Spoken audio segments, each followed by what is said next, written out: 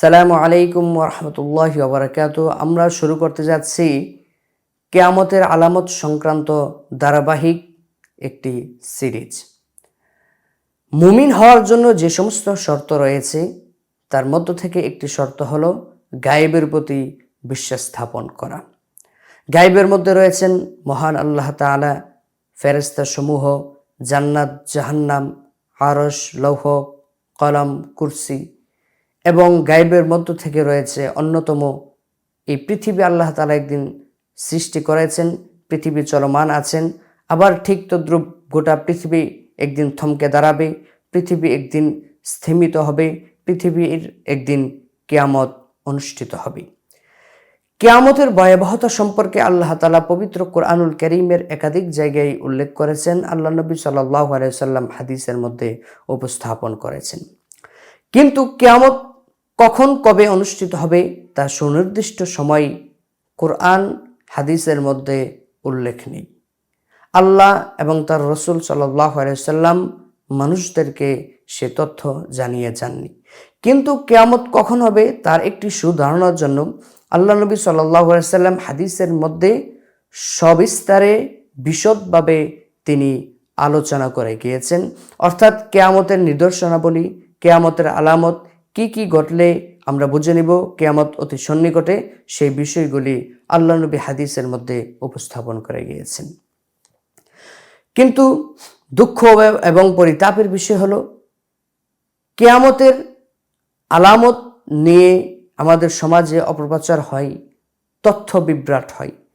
যেমন কিয়ামতের অন্যতম একটি আলামত হলো ইমাম মাহদির আবির্ভাব, দাজ্জালের প্রকাশ, ঈসা ইবনে মারইয়াম আলাইহিস সালাতু ওয়াস সালামের দুনিয়াতে অবতরণ। এগুলা কিয়ামতের অন্যতম আলামত, এগুলা নিয়ে অপপ্রচার হয়। যেমন কিতাব রচিত হয়ে গিয়েছে যে মসিহুদ দাজ্জাল নামক একটি কিতাব, সেখানে উল্লেখ আছে ইরাকের যে প্রেসিডেন্ট ছিল, প্রেসিডেন্ট সাদ্দাম, সে হলো ইমাম মাহদি, আর মুহাম্মদ খাতেমি সে ছিল দাজ্জাল। এমন বিভ্রান্ত গুজব তথ্য সমাজের মধ্যে ছড়িয়ে ছিটিয়ে আছে। বিভিন্ন সময় দেখা যায় ইমাম মাহদির আবির্ভাব হয়েছে, দাজ্জালের প্রকাশ হয়েছে, ঈসা আলাইহিস সালামের অবতরণ খুবই সন্নিকটে হবে। এই সমস্ত তথ্য বিভ্রাট করে জাতিকে বিভ্রান্ত করা হয়।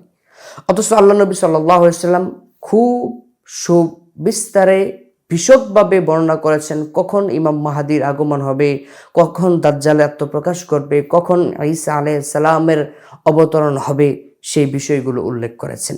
এর জন্য আমাদেরকে কিয়ামতের আলামত সম্পর্কে ইলম অর্জন করতে হবে।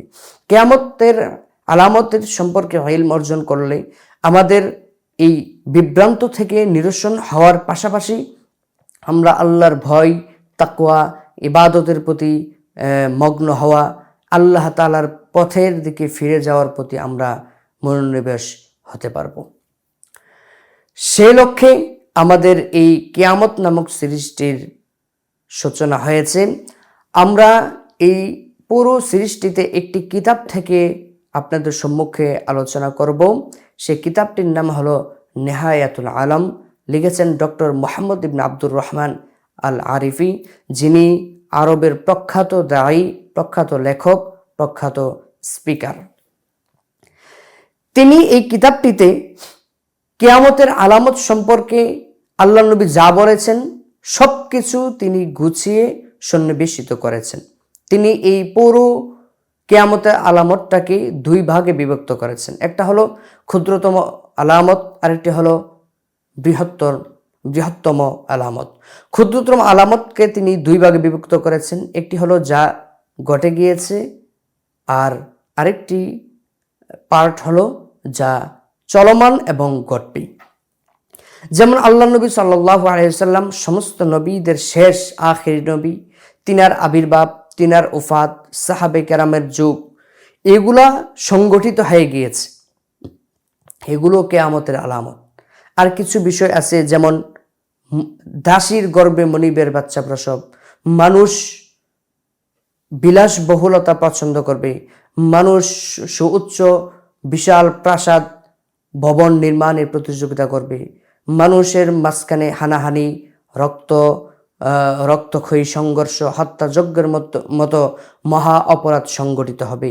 এগুলো চলমান আছে এবং আগামীতে সেগুলো সংগঠিত হবে। আর বৃহত্তর ভাগের মধ্যে আলোচনা করেছেন আল্লাহ নবী সাল্লাল্লাহু আলাইহি ওয়াসাল্লাম হাদিসের মধ্যে বলেন যে 10টি বড় আলামত সংগঠিত হওয়ার আগ পর্যন্ত কিয়ামত সংগঠিত হবে না। এই 10টি আলামত কি কি?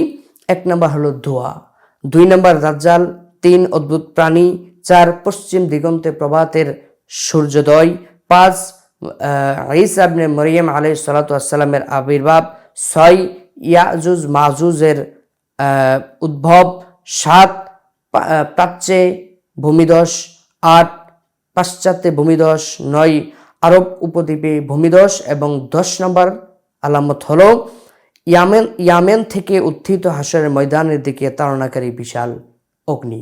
মুসলিম শরীফের এই হাদিসটি আল্লাহ নবী সাল্লাল্লাহু আলাইহি ওয়াসাল্লাম কিয়ামতের পূর্বে খুবই সন্নিকটে 10টি এমন বড় বড় আলামত সংগঠিত হবে বলে উল্লেখ করেছেন। আমরা আপনাদের সম্মুখে কিয়ামতের আলামত নিয়ে যত হাদিস রয়েছে সেগুলো আপনাদের সম্মুখে উপস্থাপন করব এবং আমরা ধারাবাহিকভাবে একে একে আপনাদের সম্মুখে ছোট তথা ক্ষুদ্রতম আলামত এবং বৃহত্তম আলামত নিয়ে আলোচনা করব। আমাদের ধারাবাহিক অনুষ্ঠানটি দেখতে আরিফ আব্দুল্লাহ ফেসবুক এবং ইউটিউব চ্যানেলটির সাথে আপনারা সংযুক্ত থাকতে পারেন।